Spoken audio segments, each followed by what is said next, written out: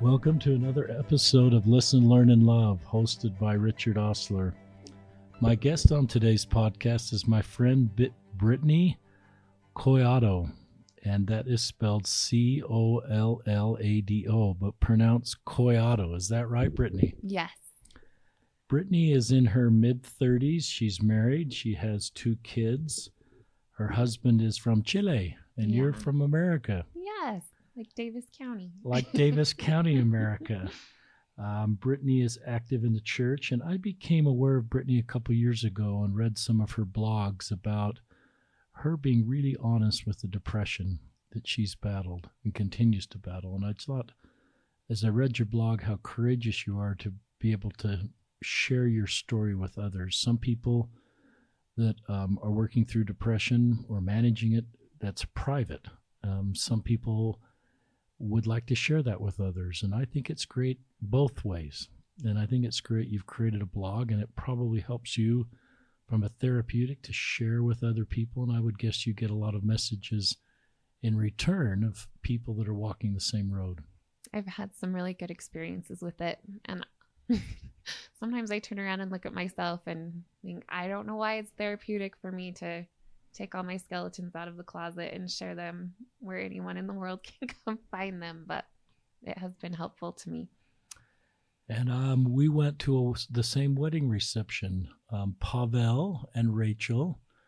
And Pavel was a missionary in Chicago who is from, I forget what country you're from, Pavel. He's from Russia. He's from Russia, and he was a companion with our good family friend, Hannes Durant. They're both converts to the church, and then when Pavel came back, our family got to know about Pavel and saw him fall in love with Rachel, which is your cousin. Yeah.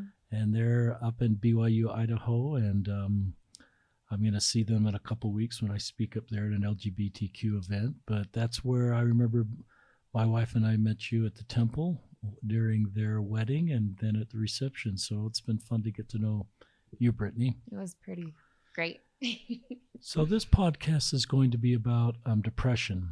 And I think it's helpful for anybody, that has depression. I think it's helpful for those of us that are trying to help others work through and live with their depression. And so I'm just grateful for Brittney willing to be able to share her story. Talk about when you became aware that your mental health was just under siege. Mm-hmm. I don't know what that vocabulary to quite use. Well, actually. Looking back at my life, I realized I experienced anxiety and depression from time to time, just a really overwhelming, burdening feeling of sadness that I just thought I needed to get over. I just needed to be happy, right? But it wasn't until I was 20 years old, I actually called off an engagement and expected to feel, though it was a hard decision, I expected to feel relief after the fact, but my life just continued to spiral down into a really deep, dark hole after that. And that was the first time I dealt with it unknowingly, but this was the first time it had stopped me in my tracks. Mm-hmm. And how old were you? I was in my early 20s. And were you suicidal during this point? Yeah, I reached a point where I was, and it was so scary. It's interesting. I was not aware I was dealing with depression. I just had this unbelievable feeling of sadness and shame, and that I carried with me wherever I went. I tried to get out of town to try and get new scenery to look at for a little while. So I stayed with some family in Washington, and I had this cute aunt. She's my grandma's sister. Take me into her home for a week, and she took me hiking one day up to Snoqualmie Falls in Washington. And I remember being excited to go on a hike, and I was just excited at the prospect of anything that could help me feel better. So I thought a hike was a good idea.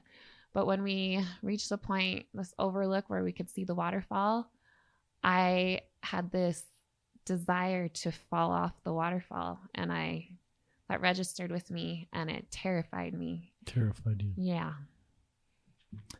Did you look inward and think, what's wrong with me and what do I need to do different? Yeah, I did.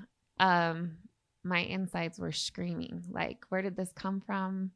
I go all the way back to there was a really sad incident in our community when I was a kid.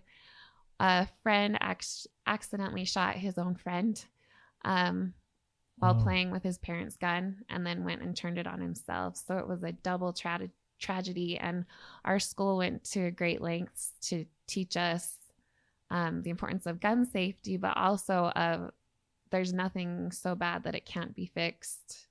You never need to take your life. So I truly had this message from fourth grade shouting at me too. It was so strange to me to be wrestling with these feelings because I knew life was valuable, but they wouldn't go away. They were very present. You got off that hike, it sounds like.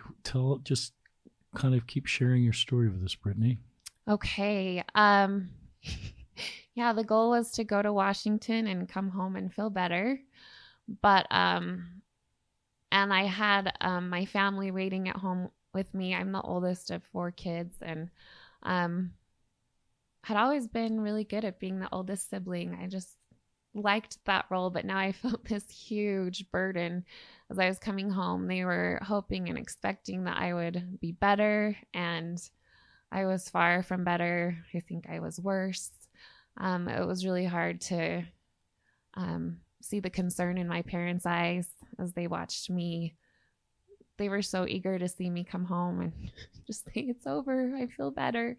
But it actually increased the suicidal thoughts as I got home, because I thought if I hadn't come home, it would have been a blessing to my family. Instead of coming home and dragging them through more of the darkness and the misery that I was experiencing. I went to some suicide training this week, and they drew a couple circles on the board, and one of the circles, this is for people that have increased feelings of being suicidal. One circle was belonging and not belonging, and the other circle was feeling that you're actually a liability to your family. And when as you just spoke, I thought of that a little bit. The second one, when you said they'd be better off without me. I don't quite know if that's what you said. Share more on that, why you actually felt that my family could be better off without me. It's so interesting. Like I go through periods with my depression, and I am in healthier mindsets sometimes than others, but it's hard to get back in that mindset. And I recognize now how awful that might sound to someone who's never experienced suicidal thoughts before, but you truly think that you're doing your loved ones a favor. In fact, you're thinking, if I could get out of here, I remember just thinking they'll understand someday. Someday they will understand. And which is really heartbreaking, because I wouldn't wish that for anybody else that I knew, but I was certain that was the case with me. And is the feeling that your challenges are dragging down the family and making the family narrative more complicated, or people are having to spend time helping Brittney and you feel you're creating a burden for other people? Yeah, there was an interesting fear I had that I was going to drag them into my deep hole with me too. So if I could get out of there, I wouldn't do that. So as I've thought about the liability component of people that are suicidal, it's sort of an unselfish thing in some ways. You're wanting to make other people's lives easier by not being here anymore. Yeah, it's really interesting, because up until that point in my life, what I had heard about suicide was it was the most selfish thing a person could do. And I had reached this completely opposite conclusion, that it was going to be the most selfless thing I had ever done, because I was doing it to save my family from grief, which I know is exactly the opposite of what I would be doing. What would you say that's roughly 10 years ago, coming home from that trip to Washington? If you could talk to your 20-year-old self, what would you say to her now to keep her here? I just think it's amazing. For me, it felt like a point of no return. And if you had told me that I would go on to graduate from college and I would go on to have a short career and a family, I thought that I had reached the point of no return. And so I guess it's really comforting to me to be able to share that it's possible to feel hope after hopelessness. Wow, what a great line. So hopelessness causes you to feel as if there will never be light again. But I have known hopelessness and despair, and I have also known happy times afterwards. So I love that. That's very, very helpful. Because in this podcast, I think it's good we're talking really honestly about Brittney's situation. But I think the reason to do this is to help all of us know what to say to people and to recognize and to be able to cause people just to stay another day or just have a little more hope. So keep sharing your story. You're in a really bad spot. I was in a really bad spot. And it didn't get better just by leaving town. It didn't get better. And it was interesting. I had lived a really shiny, sparkly life up until that point. I got really good grades and played a couple instruments and just was doing really well. And had my young woman medallion. And so this was such a reverse experience. And I failed a few classes in college during this period. And it just kept feeling like it couldn't get worse. I ran away one day to the mountains. Share with our listeners about that. I believe this was after Washington. So maybe I should briefly backtrack. And there was a tender moment where my dad met me in my room one night. I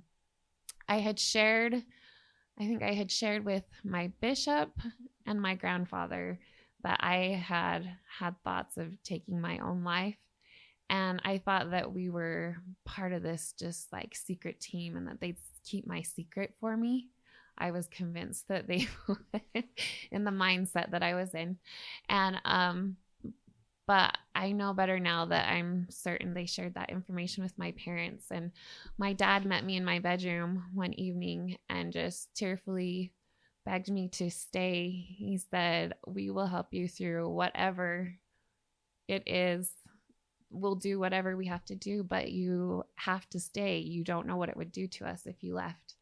And I have a really good relationship with my dad and just really tender feelings for him he's really raised us well. He's kind and fun, and I just couldn't deny him what he was asking me. So I promised him I would stay, and I promised that I would, inside I made this firm resolve that I would not break that promise. And so, but things just continued to, from my perspective, spiral and get worse and worse. And one day the family was heading to church and I was attending a singles ward at the time. So I was going to church during all of this. And I thought, I actually had been planning it since at least Saturday, that on this Sunday when everybody went to church, I was going to take off and I was going to run away.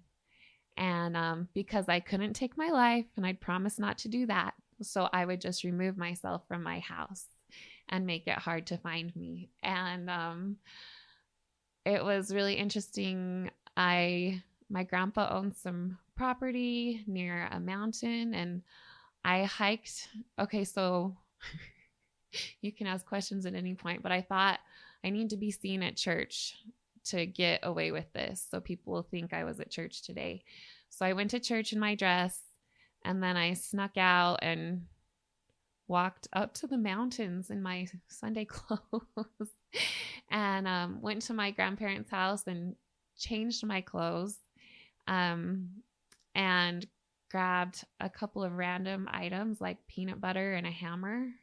And I filled a mason jar with water and I went up into the mountains and I was going to survive for as long as I needed to on that peanut butter and that jar of water.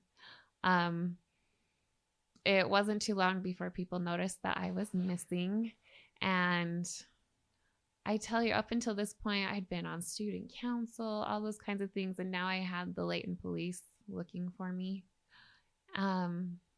We have a good family friend who owns a towing business, and he had all his tow trucks out looking for me. Anyway, I caused quite a stir when I took off. And fortunately for my family, I was found within a few short hours. Were you glad you were found? Yeah, I was. And that really surprised me. I was so relieved. I actually believed that my family was going to be angry with me and not want me back because I had run away. I thought that they would see that as the ultimate act of betrayal. But they just took me into this warm circle. And I just remember our sweet family having this tender hug that lasted a long time. And I remember thinking, I have no idea where this is going from here, but I am really glad I'm home. So. Pretty tender, and thank you for sharing this. It takes courage just to talk about your hardest moments with your blog and now on this podcast and with friends. I think that's a sign of strength, Brittney. Incredible strength. What were the best things that happened when you came home? If a parent is listening, preparing themselves to sort of re-engage with a child who's coming home after a difficult experience, did they need to say anything? What advice would you have for family members? I think I had heard all my life and seen the theme of movies and books and things being that love conquers all. But this is the first time I really went, they're not kidding. They still loved me and cared about me and provided food and clothing and shelter when I got home. And for me, I was shocked and amazed that I still merited that they were still willing to provide for me. You have such low, you just see yourself in such a sad light when you're in this kind of condition. You don't have a lot of respect or esteem for yourself. So watching other people provide for you it caught me off guard. Who was home when you got home? Do you remember? Well, my grandpa was the one who came upon me in the mountains. I was on his property and didn't get very far.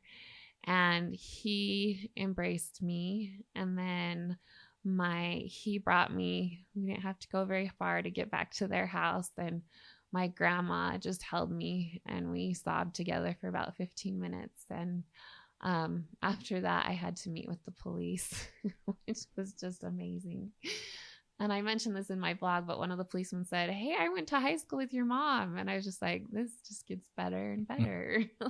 Were the police helpful? They were kind. Good. They were very kind, but it was interesting. Mental illness is so complicated that they wanted to know what was wrong. They wanted to know what caused me to leave. And I just wanted to say, because I'm the most vile, wretched creature on the planet. What else can I say? That's how I felt, but I didn't know how to put that into words. So they said, "We heard that you called off an engagement recently. Is that kind of what set you off?" And I said, sure, we'll go with that. Just to kind of sort of check, get them moving forward. Mm-hmm. And then you came back to your home. And then, yeah, I remember... Again, the thing that impresses me the most is just they wanted me back. They were so grateful that I was back. It was a quiet Sunday night with a lot of grateful hearts in my house. It really impacted me. Did you receive any priesthood blessings during this time? I did. And it's so tricky. I had a wise doctor. My doctor who treated me for my depression had also been a bishop in my stake. And he told me, you cannot bless depression away with the priesthood. You can't. I mean, I'm sure. Let's just say that again. You cannot bless it away. Depression away with the priesthood. I mean, certainly if Jesus was here, I'm sure. Or if it were meant to be. But generally, the case is it cannot be blessed away or prayed away or gone to the temple enough times to take it away. And so that was helpful information to me after, because in the beginning, I did ask for priesthood blessings from my dad. And as things continued to cycle down, my grandpa, my bishop offered to give me a blessing when I met with my bishop several times as I was going through this too. And he gave me a blessing. But that's probably one of the biggest messages I'd love to share today, is that the gospel is so very true. But probably the best comparison I have, if your house were burning down, you wouldn't call your bishop to come put it out. He may support you through it and gather a community around you, but he's not going to put the fire out. You need to go to the professionals. And that has been a huge learning curve for me in my life, to learn, the bishop, I almost thought, well, maybe if I could meet with an apostle, or somebody's got to be able to take care of this. But I was dealing with a physical thing, a difficulty, a frailty of my mind and my emotions, and not something that required spiritual repentance or things like that.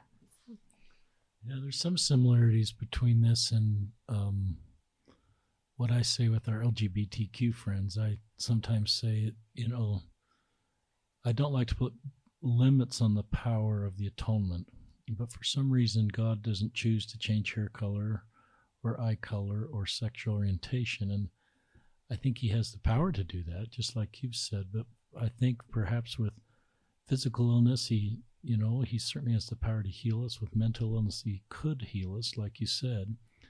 But it seems to say that is the way to live with this or get healed by is unsustainable.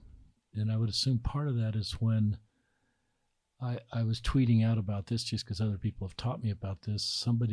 I think I read a prescription for someone with emotional or mental illness for increased spiritual behavior as the solution just sort of adds to their burden. Absolutely. So I think we both agree reading and praying and going to the temple is a good thing, but to somehow say, Brittney, you need to do more of that because there's obviously a spiritual deficit in your life that you need to fix your mental health. Well, I assume that you either thought that for yourself or received advice along those areas. And yeah, I was already very keenly aware of that. I grew up with a really, I loved the gospel. I loved primary, I loved the youth programs. And anyway, so I knew all the answers. I knew, okay, I'm going to increase my scripture study. I'm going to try and be in the temple often for baptisms and all those kinds of things. And I expected relief, and relief didn't come. So it was... What was your conclusion then when relief didn't come? That I was going to hell in so many words. Why did you conclude you were going to hell because relief wasn't coming? I figured somewhere along the way I must have done something to cause God to abandon me. Wow. And that was the conclusion I reached, and I figured I was just doomed to live this life here on earth until it was over, and then it was hell.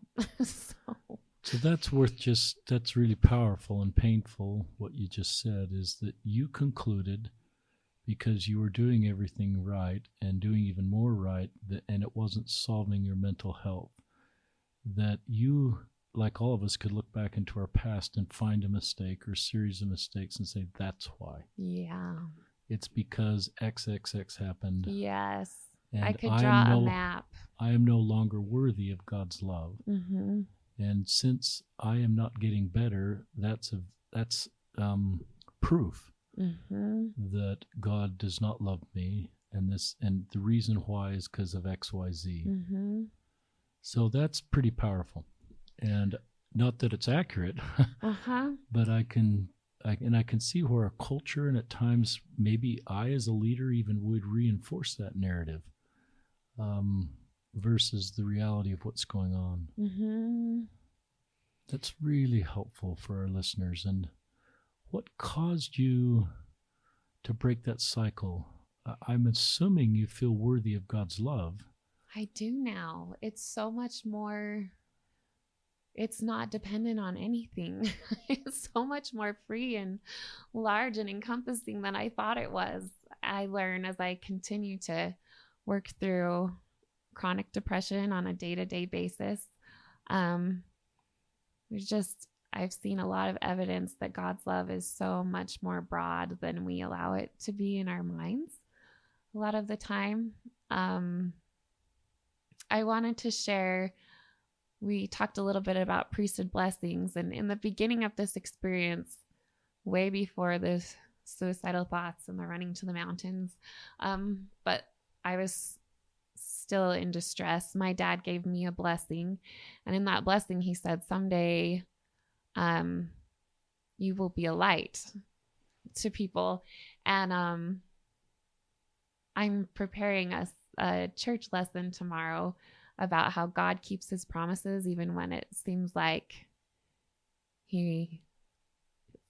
during a time it feels like it's not happening. And that's one area in my life when it asks you to share experiences. There was a point when I said, that is such a joke. There's no way I'm going to be a light to people someday. And I tell you, if I hadn't experienced this, or if he had just taken it away when I asked, I would have missed out on a lot of rich experiences in my life that I have been given because I've experienced mental illness. Share with our listeners some of those experiences and how you feel that your road has made you a stronger person, but also the ability to lift others. I just love the reason why I published my blog in the first place, and shared my story with everyone, is because I remember just thinking when I was in the depths of despair and as I was getting better, someday I'm going to talk about this, and I'm going to talk about it in case there's anybody, unless there's a little me out there who needs to hear that there's still hope and that it's not all over, even if you've had a suicidal thought or a slew of weeks of suicidal thoughts and things. I think that's who Jesus is, right? Like, I have been there. I know what it feels like, and I know what I can say and do to help. And it's a passion of mine. Tell our listeners how to find your blog. It is www.muchmorepreciousthangold.com.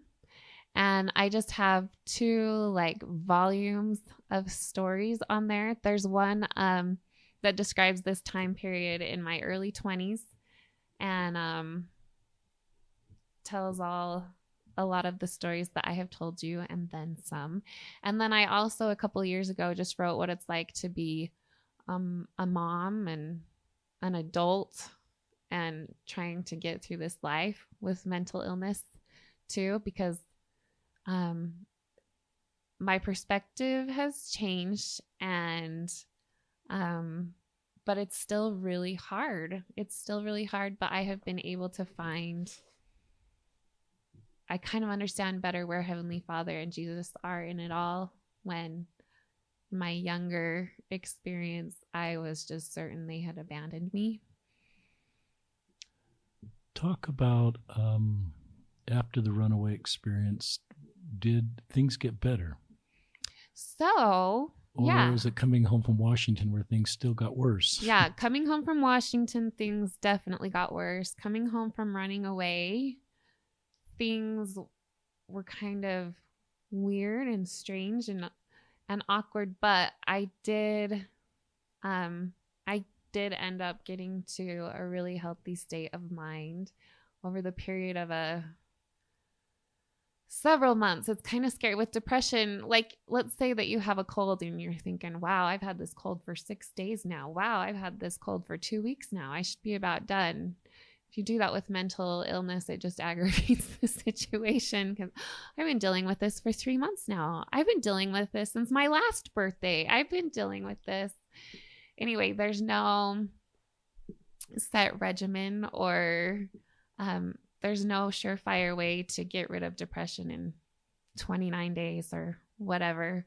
And in my case, I don't think my case, it's chronic. It comes in and out. I don't think it will ever go away, and that's okay. I'm to the point where that's okay. And that's okay. Mm-hmm. I wish I had better clinical training, but my feeling is that's a great space to be in. It is. And maybe it will lift at some point. I would guess you have hope.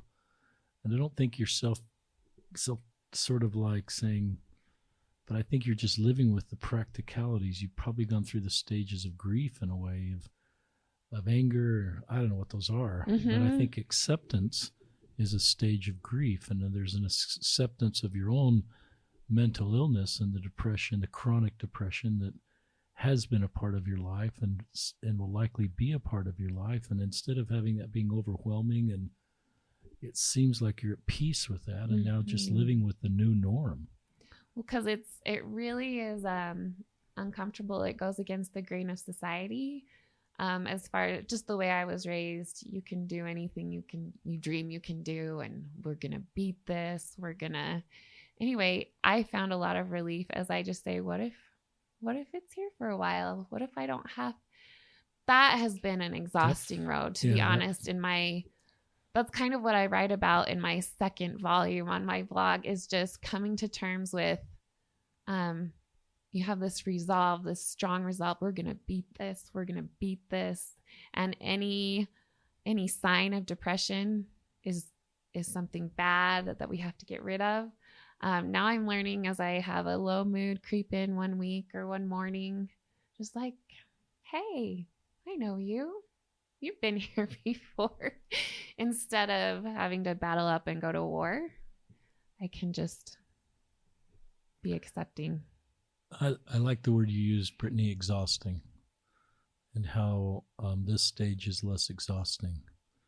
And this partner of yours, as it creeps in, and I just think that's more sustainable. And I do think we have this culture that we can overcome anything and we can lick everything, but I don't think that's what the gospel of Jesus Christ, I think we have, just these lifelong things that are part of our lives, that if we have this belief that we can solve everything, then it sort of puts it back on us. And if we can't, then we look in the mirror and say, what's wrong with me?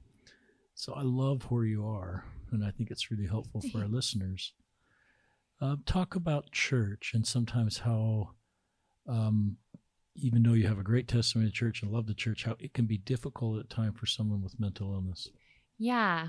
And I've had a great relationship and experience in the church, but I've had an interesting last couple of years where, as my, I guess, chronic depression, I went through a period where I had a career as a teacher and things like that, where depression was fairly absent from my life for a good 7 or 8 years.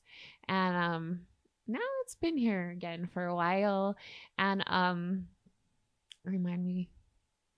Just church, and if going to church. So I started to notice that church can be a really painful experience. And it's, I remember one day this beautiful girl came to talk to our youth and just shared how you can get through anything with the scriptures and prayer and holding out with faith. And I remember just thinking, that's what I told 20-year-old me. I told her that. And what if 20-year-old me is sitting in this room right now? And it just created a lot of consternation inside of me, and so I've spent a couple of years really trying to search out the answers. And frankly, church is painful sometimes. The way. Give us more examples. That's a good example, because that example sort of puts it back on you to not have mental illness and just be more faithful. And I want to stress that until you've been in a bout of depression or something, I would totally be on that other side of the fence saying, yeah, it's true. It is true. I guess I want to share, I came across an article that really resonated with me. And there were all those gymnasts that came forward to report the sexual abuse that they received. Michigan area or something. Yes. And they talked about how it just caught my attention. This one of the first girls that came out and talked about it said that made a really interesting statement. She said that church is a hard place to go when you've suffered something like abuse. I actually have what she said right here because I love it. She said, Christians can tend to gloss over the devastation of any kind of suffering with Christian platitudes like God works all things together for good or God is sovereign. Those are very good and glorious biblical truths, but when they are misapplied in a way to dampen the horror of evil, they ultimately dampen the goodness of God. And that explains it perfectly for me. God is so good. And but when we just I did some studying before coming here, and there was also a talking conference October of 2017 that just taught look at things with a broader perspective. Elder Zwick gave this talking conference about how he had a missionary, when he was a mission president, come into his office and say, I need to go home. And Elder Zwick said, well, this was my moment. I'm a mission president, and my job is to keep this young man on his mission. So he sent him home with a bunch of scriptures and told him he would pray for him and encouraged him to pray too, and to come back in a week. And they met several times like this, and it didn't get better. And he said at one point, the Spirit prompted him to look deeper. What is it that you're not seeing? And so he asked this elder, is there anything I don't know? And this elder started to is there anything I don't know? What a great question. I know. And the elder shared that he was illiterate. He didn't know how to read. And you can imagine that would make a mission really complicated when you're supposed to be studying the scriptures and sharing them with other people. And it had to be embarrassing, deciding whether or not you were going to share that with your companion. And it was making his mission so very difficult. Anyway, I think the things that we teach at church are true, but is there anything more? Is there anything we don't know that would help us minister to each other better? I think that's what I'm learning. The word platitudes is an interesting word for me. I was doing a podcast with Brother Eric Huntsman at BYU, and he used that word. And I said, will you define that for our listeners? Because he had just learned his son was autistic. And a friend had told Brother Huntsman, well, you'll grow through this experience. And Brother Huntsman in his podcast said, I didn't need to hear that. This was incredibly difficult and painful, and my dreams for my son just changed. And he talked about how that was a platitude, just to keep this brother emotionally safe. He would say something like, well, this will be for your good, and it's like your quote you read. And then I'm thinking of one of my LGBTQ friends did a Facebook post, and she sort of talks about, but if you can, try not to explain away our suffering in order to feel emotionally or spiritually comfortable and comforted. We are taught to have a ready answer in all things, and that's like a platitude, a simple phrase that kind of keeps us emotionally safe and keeps your pain at a distance for us. We just say something and we move on. But if you can, mourn for us, for we are mourning. And she talks about listening as the balm of Gilead. So there's so much about what you're teaching us, Brittney, that fits in with what Brother Huntsman, and this is Berta Marquez, who has since died by suicide on her difficult road. But I think there's something about holding other people's pain and really listening and acknowledging the difficulty of your road and the fact there are very few answers. And it seems like the best answer is where you are, is where you're just accepting that I have chronic depression and this is going to be my road for life, and this is hard. And there's no ready answers. There's no simple sort of statements that's going to make this go away for you. And if I'm going to really understand your cross, I'm going to have to hear your story. And I can't fix anything, but maybe by listening and acknowledging the difficulty of your road and perhaps what you can teach me that might help me on my road. We all grow and we're able to lift and help each other. Any thoughts on all of that? Yeah, actually. Thank you. That's beautiful. Um, I had an experience a couple weeks ago that kind of helps me explain how I feel about all of that. Um, I think that you often reference Brené Brown, and Yeah. I've read a lot of Brené Brown, and I'm really grateful she was born. And just how important it is, the need to belong is so vital. And I think that's what being at church and I want to be careful. I've been prayerful about how to say this because sometimes I do get angry, but it's um I'm learning that anger doesn't solve things and that people are well-meaning, absolutely well-meaning, but it makes you feel like you don't belong when you hear, if you read your scriptures, you say your prayers and the list of Sunday school answers, then everything's going to be okay. It just makes you feel like you don't belong. I've tried all that, and I am still suffering, seriously suffering. And so am I different? Am I wrong? Am I bad? Am I not doing it hard enough or well enough? Or am I not acceptable to my Heavenly Father?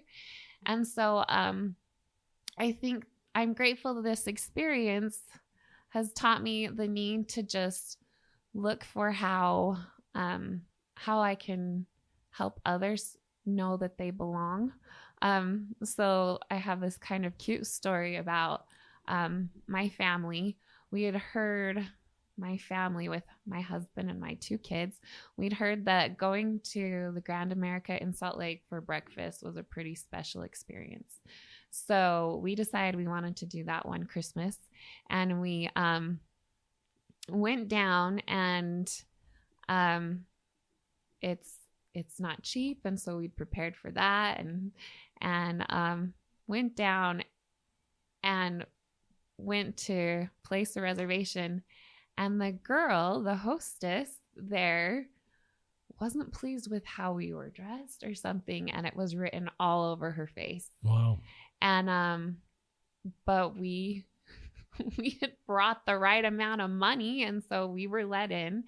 And I just remember feeling like I didn't belong there with my 2 cute, my youngest was probably a pretty small baby then, and probably had a 4-year-old at the time, and I just felt like we don't belong here. And I remember just half-heartedly getting a delicious buffet and filling my plate with things, and I remember it just didn't taste good. Wow.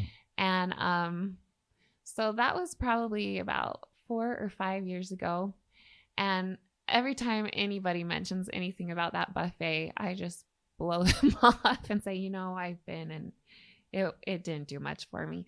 We decided to try it one more time this Christmas, and I don't even think we were dressed that differently, but we were greeted much more kindly, and we went in, and I remember I had a memory. All the food that was there this time had been there the time before, but I hadn't been able to really enjoy it and taste it. And anyway, it was giving me goosebumps to just consider, like, that food was so delicious and it tasted so different when I felt like it was okay for me to be there. And it just made me think, I've been on the side of the fence where the gospel is so sweet and so delicious, and you just want to share it with everyone and ask people, if this doesn't feel good to you, do you even have a pulse or a heartbeat? The gospel is so wonderful. But now I've also been on the other side of the fence where sometimes there are things in the way, like psychological needs or mental illnesses, or like you say, the belonging issues could be related to the LGBTQ community that make it literally impossible to sense that joy. And it's not because of anything that you're doing wrong. It's because there's things that are lacking for you to be able to experience that kind of joy. What a great visual. So the breakfast was very good this time, and it was amazing. I love the parallel between the breakfast at Grand America, which is, my wife and I've been there once in the last 5 years and maybe more. and the gospel of Jesus Christ, and the fruit of that gospel is really, really good. But if there's a barrier, a feeling of not belonging and a feeling of not connection, it doesn't make the fruit as good. Mm-hmm. And I love the way you had this two grand America, or a little, I can't remember which one, experience. And I love the analogy then that you've got to have the right culture and the right environment and the right tone as the culture of the word to then be able to fully taste the fruit. And if there's words being said or something that makes it uncomfortable to belong there and to be authentic, then you can't fully participate. What are, for thoughtful people that are saying, I want to have the right tone in my congregation, so wonderful people like Brittney with chronic mental illness feel welcome. What's some things a local leader or Relief Society president, bishop, elders quorum president could do to create a culture that's helpful for you? Yeah, that is such a good question, because I know that everybody out there is doing the best that they can. We live in a church that's full of volunteers that are doing what they do because they love Jesus. I myself find a lot of strength when I go to church and I learn about the extent of Jesus's love and how infinite that is, and that it can reach down into dark places. That definitely makes me feel like I belong. You've mentioned a couple of times saying things in a way that puts the problem back on us. And I think that was my attitude for a lot of years, as that, well, if you're not feeling good at church, then you're just not trying hard enough. And what's so bad for us to reach out and look for, is there something here I'm not seeing? How can I be more loving? How can I reach out instead of saying the gospel is true, so you're just going to have to figure it out? Is there anything I can do to make someone feel more like they belong, more like this is somewhere they should be and I should be? And yeah. So sometimes statements that are hard to hear are things like, if you're not as close to God today as you were yesterday, guess who moved? That's a good one. There's statements like that just when you're in the midst of it. And talk about why that could be a shaming statement. It hurts so much because depression literally affects the extent to which you're able to feel the Spirit. And that was really helpful when I learned that, because I feel like we're trained as youth to learn what the Spirit feels like and how to access it and what kind of activities invite it. But depression just dampens it. It really truly does. Like, God works through natural means, and if our emotions and our mind is not well, then we're not going to feel the Spirit as well as we would. And so through no fault of our own. And so I think this whole thing at church, it's been a battle of, what am I doing wrong? Oh, maybe I'm not. I'm here. I want to be here. I want to partake of the sacrament. And that's good enough. I think we're so good at finding reasons that we're not good enough. Wow. Finding reasons we're not good enough. I think we are. I think of the mirror and we just self-reflect. And that's just an endless road that's unhealthy. Mm-hmm. And I realize our culture then causes us sometimes to self-reflect. I remember reading a book about depression. Can't remember the woman who wrote it, but it was kind of your story. She had, just this long period of depression. And she said, I don't have the chemicals in my body to help me feel the Spirit. From a physiological standpoint, I'm not sure that's the right vocabulary, but the mechanisms to feel the Spirit, the chemicals and the way the Spirit would work on the body to feel the Spirit just didn't work in her body. And so and she just realized that she's not going to be able to feel the Spirit. And it's through no fault of her home. And I thought that was very helpful for me versus hearing people that don't feel the Spirit and just wanting to put it back on them. Mm-hmm. It's really interesting. It is. And one thing that is comes as a hidden blessing, I think, in that aspect is I've learned to start, when I'm feeling low, I've learned to start looking for other ways that Heavenly Father might be working in my life, since I can't feel it in my heart or my spirit. just like, who did he send today? Who called me? Who sent me a message that gave me the strength to just get up one more time? And those like beautiful coincidences and tender mercies that occur that, aren't just a coincidence. I try to watch for those now. I'm getting better at that. Talk about your ability to connect with other marginalized groups or other groups that have a harder road. So I really got caught off guard the last couple of years when I started to feel such pain at church. And if I have anybody that I love listening, there was nothing anyone did. It's just a process I have worked through. And a lot of the things that we've talked about here that are helpful for people with mental illness to hear when they're at church. But I'm good friends with Carson Tuller. He grew up in my neighborhood, and he was the president of Affirmation. Yeah, he served and a 1 year. He served a 1 year term, and I think they've elected a new president. Done or going to be done soon. Yeah.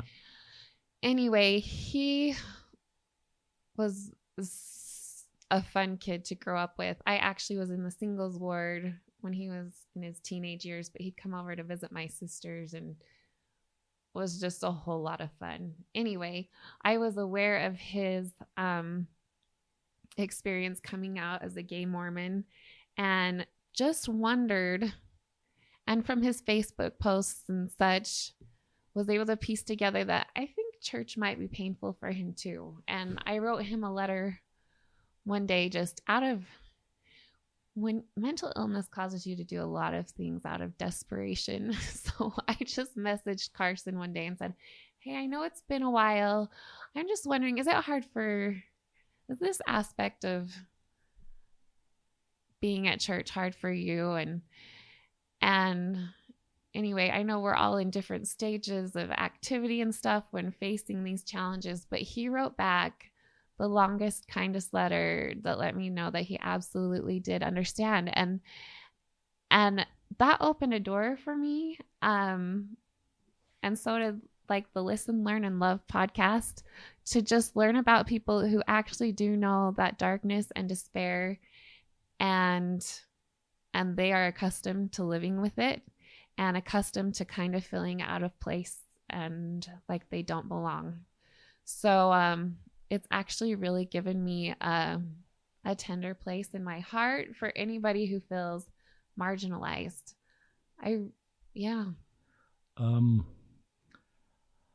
I've had the chance to meet Carson. I went up to his apartment somewhere in Davis County last year, and just had the honor of hearing more of his story and the good man that he is and the difficult road he has. And there's something about being on a difficult road that makes your empathy and the ability to lift the cross of others on a difficult road. We did a podcast earlier today of a straight man who joined the church, got kicked out of his home for joining the church, and how that has made him more sensitive to LGBTQ people that often have similar difficult journeys, and how he's willing then to learn about another group of people. So I would guess that's one of, as you're, 100 years old and leaving mortality, Brittney, with hundreds of descendants around you, you will look back and I would hope you'd say, well, I'm kind of glad God didn't lift this from me because of my ability to help other people. And I think one of the future blessings, and maybe the current blessings, is your ability to be able to help your own posterity. Because I think you will be, the mom, the grandma, the sister that people will turn to. And that you'll be able to tackle difficult conversations and be able to go in difficult areas where people need somebody to go. And I would guess you'll leave those conversations, you'll go, I could walk that road with that person because I know that road. It's a different road. It may not be mental illness, and I'm sure you're having those conversations right now, but I would guess you're going to have a lot of those over your life. I thought of a couple things came to mind, wrote them down. One is back to the question of what we can do to create a culture so that people feel welcome And I think it helps with the local leaders are vulnerable. Our own elders quorum president, Steve, has been pretty open at times. He's been real and authentic, and he hasn't struggled with mental illness that he's open about, but just other things that are difficult in his life. And he has a great life and a great wife and a great family, but Steve has been willing to be honest and vulnerable and authentic. And it created a culture in our quorum where other people then are honest and vulnerable and authentic, because he is the leader, is setting the tone. And I think it's a great shine of leadership to be vulnerable. I think we're craving for authentic connection. So when a leader, you don't have to make up stuff to be vulnerable, and it's not a sign of weakness, but you're just honest. I know as I've been honest with some of the same struggles, at times the church, I had a mini faith crisis. I'm a fully believing member, but just being vulnerable about my own mini faith crisis as I dealt with difficult things is, I think, made me more authentic so that people trust me with all sorts of things. And I think that's something we can do. I'm also remembering a story that I may have shared on a prior podcast. We were at Trek this summer, and we were at Martin's Cove, and we were at Dan's Cove. And we heard our stake president give a great talk and great music. And we walked up to Martin's Cove. And the senior couple, in fact, I did share this on an earlier podcast, the senior couple said, some of you will not feel the Spirit as you go up to Martin's Cove. And I just thought that was awesome. Because all those kids are going to come back and do that testimony meeting and talk about the great Spirit they felt at Martin's Cove. But if you're the kid that didn't feel the Spirit, you're going to think, I don't belong here. And you're going to look in the mirror and you're going to look back on the mistakes you made, and you're going to feel shame. Yeah. And you're going to think, I don't belong here. And you might separate yourself. And I love that the maturity of that senior couple, they were physically mature too, just created space for people not to feel the Spirit in a situation where you might just have a great spiritual experience. I love that. That really resonates with me and me as a 14-year-old, or because I think I would fear, if I'm not feeling the Spirit, then what does that mean about me, and what would they think if they knew? And anyway, I'm going to try to find a quote here. Let me ask you a question, and then I'll try to find this quote. Talk about what your hopes are for the future for you and your mission and your ability to help other people. So I think it's fun and exciting that Heavenly Father gives us gifts. I really, truly, being on this podcast was my idea today. I messaged Richard and said, can I please come talk about depression on your podcast? I enjoy speaking about it too. I've spoken to community groups and Rotary clubs and young men and young women. And it's just something that fills my soul to go out and be able to share these things and create an awareness of, to hopefully make the world a little bit easier for people who experience mental illness. And so I hope to be able to continue to do that and find exciting new ways to make that happen, and not always exciting new ways, big ways to make that happen, but the quiet ways too are really special when you can just reach out and connect with someone because of the things you know about the things that you've experienced, those quiet conversations you can have at church or in an email, and things that help you connect with people in pretty meaningful ways. I just hope to have more of those. And I think I for our listeners, I do get people that reach out and would like to be on the podcast. And I think I'm always open to those suggestions. I like podcasts this is a podcast that's meant to be supportive of the church, and a podcast that wants to talk about complicated issues in a faithful way. And so this meets the criteria. But I think it's fine to talk about church-generated pain. It doesn't mean we can't have conversations about how to make our church better by looking inward and say what we need to do better. So for listeners, sometimes we do podcasts where Brittney, acting on inspiration, feels impressed to reach out. I can't quite see this whole quote, but it talks about The Wounded Healer by Henry Norwin that I've mentioned several times in this podcast that Jake Watts, my friend, sent me. And it's this, I can't quite read it all, but it says a minister's service will not be perceived as authentic unless it comes from feeling the woundedness by suffering about which he speaks. The illusion of leadership is to think others can be led out of the desert by someone who has never been there. And so, Brittney, you're the wounded healer. You know that desert. And the visual of that is that people that haven't experienced what you've experienced, it's much more difficult for them to lead them out of the desert. But you are leading people out of that desert because you're the wounded healer. And it doesn't mean you're broken. It doesn't mean you need to be fixed, but you understand. Any thoughts on that? And I think it's interesting that the Lord gives us the opportunity to serve before, during, and after that too. I feel like I hear you reference times about how you have learned things after you were a bishop and how I would have handled this differently before I knew what I know now. And so I think in a way that speaks to the kindness of God. I think sometimes when you've experienced someone telling you to read the scriptures for the 29th time and everything will be okay, you feel a little bit of anger sometimes. But I think that we're all, again, volunteers doing the best that we can to reach out and do what we can to build Christ's church.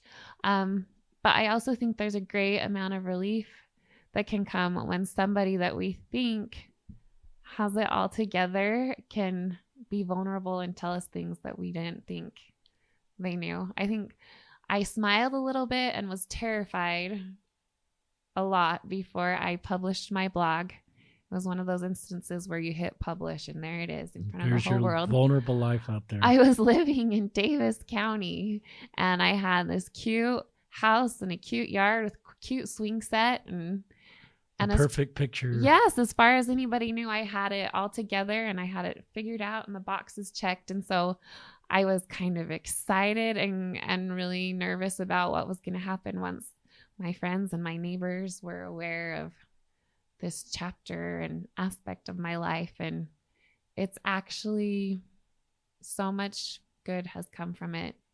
What kind of good? Like you say, you have a really meaningful conversations with people, mental illness and beyond. People will share the hard things. They feel like you're a safe place to share hard things with. And that just feels really meaningful and special and humbling when people approach you that way. It's just given me really rich experiences that I wouldn't have had otherwise. What can a spouse do that doesn't have mental illness for the spouse that does? Because I'm sure that's a unique road you're both walking together. So good. Because the interesting thing is, I've mentioned this a time or two, but until you know what it's like, you have no idea what it's like. And it's really hard to empathize with someone. I lived on the other side of the fence where it was just like, pull up your britches, your boots or whatever. I come from pioneer stock and cowboy stock and all that. And just work harder and get things done and you'll feel better. And that was my approach to life until I learned differently. My cute husband has told me so many times, and we have been on a learning curve our whole marriage, but he's told me sometimes, he's learned to say, and I love it, I don't get what you're going through, but I believe that you're going through something. And that's a great statement. Yeah, he's a good one. So I know that it's challenging to live with me and figure out my mood some days, as much as I try to make being in your life a pleasure. But I think you can do your loved ones a favor by teaching them what's helpful in a loving way. What's helpful and what's not helpful, they won't know unless you teach them. And anyway, it's not always pretty. It's hard to work these things out, but with some compassion and humility on both parts, on both sides of the equation, it can be done. One of the things a prior podcast person said, they're married, and they said in going to therapy, she said, it was Elizabeth Rojas that said, the therapist said I shouldn't feel responsible to meet 100% of my spouse's needs. And I've never thought, I probably a few years ago would have said, well, that seems inconsistent with the temple covenant and sort of the spirit of marriage. But then as she elaborated on that, I thought that was very relieving. It doesn't mean they're reaching other people for emotional or spiritual or intimacy support, but they're just recognizing that all of their needs can't necessarily be met. And she talked about the need for therapy at times for professional experts and I thought it also took the pressure off of her. So I think a lot of times we as spouses recognize our spouse is going through a difficult thing, and maybe it's back to our Mormon culture that we, if we're just more loving to our spouse or put their name on the prayer roll, or even we pray harder, that we'll be able to solve our spouse's challenges. And maybe we can't, and maybe that's not the plan. And maybe other friends or other resources or reading or therapy or yoga, I don't know, I'm making a whole list here. Golf, shoveling snow is very therapeutic for me. It creates just a more realistic marriage. It doesn't mean that we're not married. We just don't have to, any thoughts on that? Ooh, I like that. I think it's helpful. One thing I'll try to do if I read an article that describes it really well, or if I like analogies like the hotel buffet. If I come up with a really good analogy, I try and share it with my husband. Say, it's kind of like this. Maybe like a cute one to share is my husband works in the X-ray and MRI departments of a hospital, and he loves the extra money that can be earned by being on call. And so, or if they need help and they send out a phone call tree trying to get somebody to come in, he loves to answer those. He likes, anyway, it's like a game to him, and he likes to win. Anyway, there will be times where he gets called into work and for whatever reason can't go that time, and it will torture him for the next 2 hours. He'll say, I wonder if they got anybody to go in. I wonder if they still need me. Should I call? Should I? And one time when he was in one of those moments, I stopped and I said, the way that you're feeling about work right now, how you can't quit thinking about it, this is what depression does to me, or this is what anxiety does to me. It sends my mind into a cycle that is fairly impossible to break without help and special treatment. And anyway, moments like that where he said, oh, and we can relate to one another. That's great. Are really helpful. There's been a great spirit here, Brittney. We're kind of coming to the end. Thanks for your prayer you offered at the beginning of the podcast. Thank you for the courage to share your story. And I think it's okay to talk about church can be painful. I think we're maturing as a church, and we can believe it's the restored church, and it has the priesthood and the priesthood keys and leaders that we sustain and support, and also look inward and say, could what I say or the culture we have at church generate pain in others? And I think one of the things hardest about church pain is then we have to sort of turn to the church to heal. If you have pain that comes from employment or a financial situation or physical health, we now kind of know how to turn to the church to heal and to feel community there and help people lift our burdens. But if part of our journey is feeling church-generated pain, then I think we can just mature and say, as our ability to minister, what can we do to create a culture where we wouldn't add to anybody's burden as they're coming to church? And I don't look at that as me being critical of the church. I don't think any spirit of that. It's just looking inward at times and saying, how can we do better? And as we know with President Nelson right now, the restoration is not complete. Take your vitamins. And so we're seeing a lot of changes in the church. And I think that opens us up for the door, what can we do at the local level or the family level or the Sunday school class level to just create a culture or a tone where everybody can feel the balm of Gilead and not ever indirectly add to someone's load. I remember Brother Huntsman in his podcast saying, I would never want to give a talk or teach a lesson where not knowing, but I've actually added to someone's load. And you've given some good examples where people wanting to do the right thing have actually added to your load. And you've matured to the point where you're saying, no, that's not correct. I have a right to feel that didn't feel right. Mm-hmm. And it's not just me being weak that I feel this way. Actually, it's not helpful for me. Well, and I think that's why the gift of the Holy Ghost is a gift, because it's so individualized and personalized that when we come across something like that can be painful to one member and not to another, we can work through it through inspiration and personalized help. In closing, just talk to any of our friends that are suffering with mental illness. I don't know if that's the right word, suffering. Mm-hmm. Sometimes with LGBTQ, I've really tried to pick up the right tone, but just talk to our friends who are on this really difficult road and what you'd say to them. I know it's very, very dark and very, very lonely and sometimes feels like there's no end. And I've also been on the other side and back and on the other side.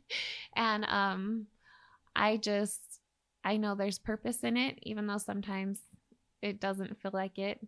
And I will even have a day where I am certain of the purpose of it all, and then the next day slip into the despair again. More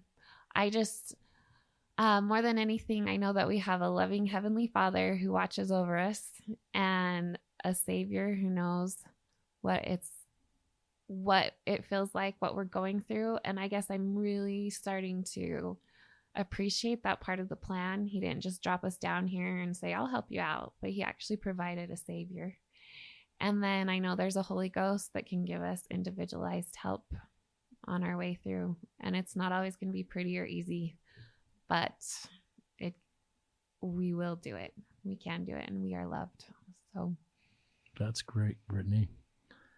Brittney Collado, Collodo, with a blog at muchmorepreciousthangold.com. Mm-hmm.